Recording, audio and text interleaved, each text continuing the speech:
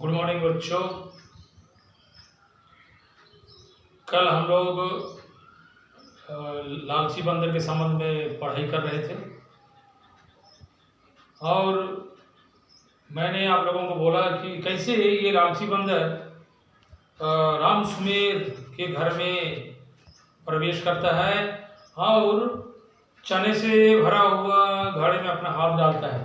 और इस तरह से मैंने कल आप लोगों को व्याख्या कर रहा था, एक्सप्लेन कर रहा था। तो कल मैंने दो स्टैंजा लिया था, दो स्टैंजा कल मैंने कंप्लीट किया था।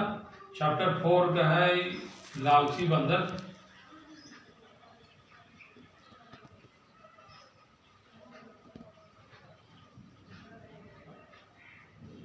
लालची बंदर के संबंध में हम लोग पढ़े थे। तो मैंने जिस तरह से बोला कि कैसे ये बंदर बहुत ही लालची था, भूखा था और अपने दोनों हाथ घड़े में फंस गया, बहुत सारी समस्याओं का सामना करना उसको पड़ा। तो मैं दो परिच्छेद कल बता दिया था, फिर भी देखिए लास्ट सेकंड पैराग्राफ को देखिए, सेकंड परिच्छेद। दिया दिखाई उसको सुने घर में एक घड़ा, दिया दिखाई उसको सुने घर में रखा एक घड़ा और घड़ा भी भुने हुए कुरमुरे चनों से भरा पड़ा। तो इसको देख के कैसे बंदर वो घर में प्रवेश करता है। उसके बाद देखिए पेज नंबर 31 में देखिए, पेज 31 में दोनों हाथ साथ बंदर ने फौरन दिए घड़े में डाल चने भरी मुट्ठियों को वह लेकिन पाया नहीं निकाल। घड़ा बहुत छोटे मुंह का था, हाथ निकाल ना पाता था और लालची बंदरमल से चना ना छोड़ा जाता था। तो कैसे ये दोनों हाथ को बंदर घुसा दिया है इसमें, देखिए फौरन, बहुत जल्दी, इसमें कुछ मीनिंग है फौरन, शीघ्र।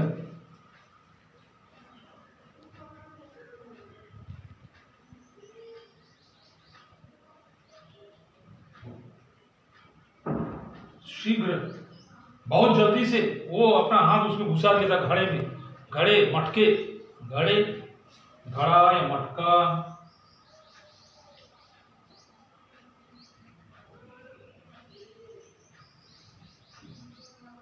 जिसमें हम लोग पानी रखने का कार्य करते हैं, काम करते हैं।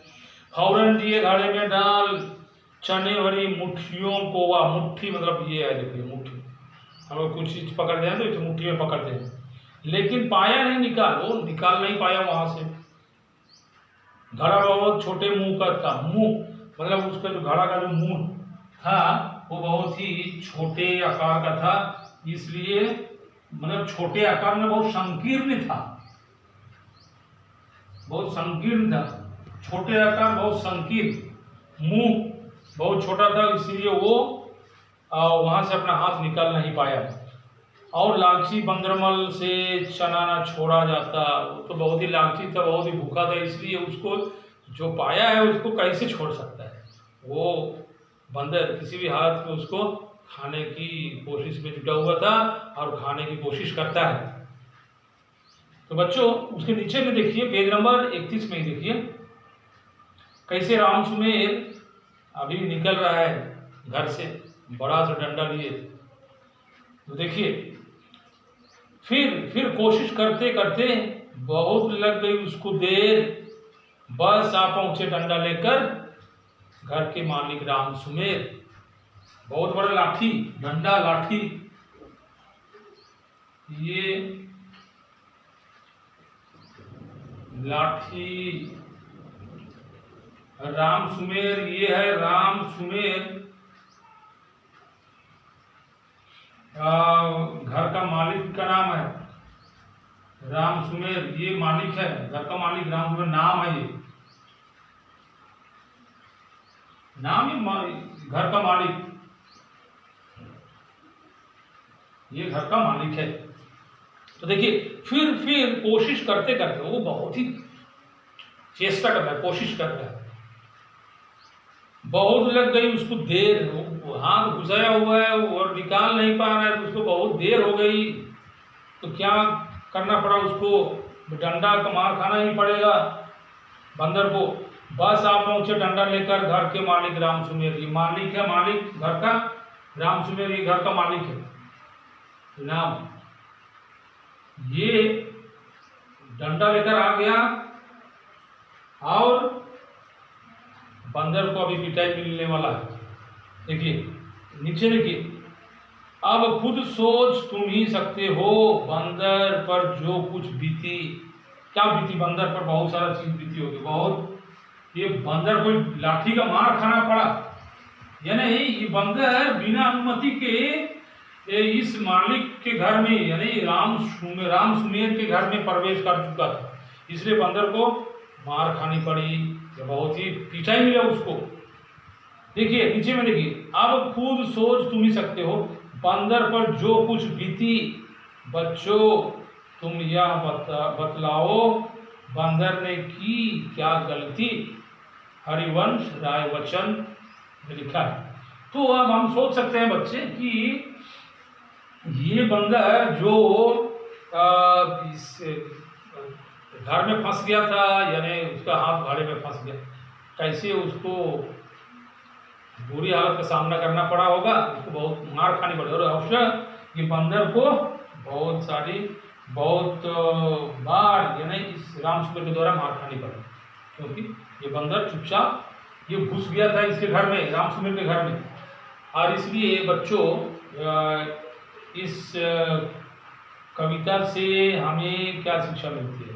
जैसे मैंने पहले भी कहा था कि किसी की चीज़ों पर लालच नहीं करनी चाहिए या चोरी नहीं करनी चाहिए दूसरों की चीज़ों को, और साथ ही साथ लालच नहीं करना चाहिए।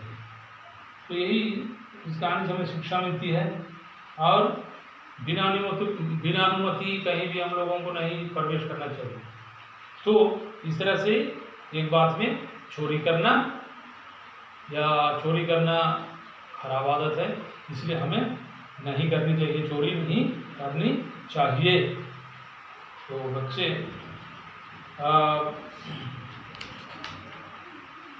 इसके पहले मैं आप लोगों को यही कहता हूँ, ये कह रहा हूँ कि ये कविता को, लालची बंदर कविता को आप लोग लर्न कीजिएगा।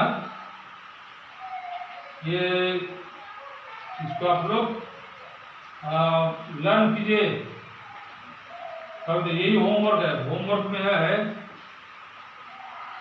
कविता को कंठस्थ कीजिए, सीखिए, लर्न कीजिए, याद कीजिए कविता को। लालची बंदर याद लिखता हूँ, कविता को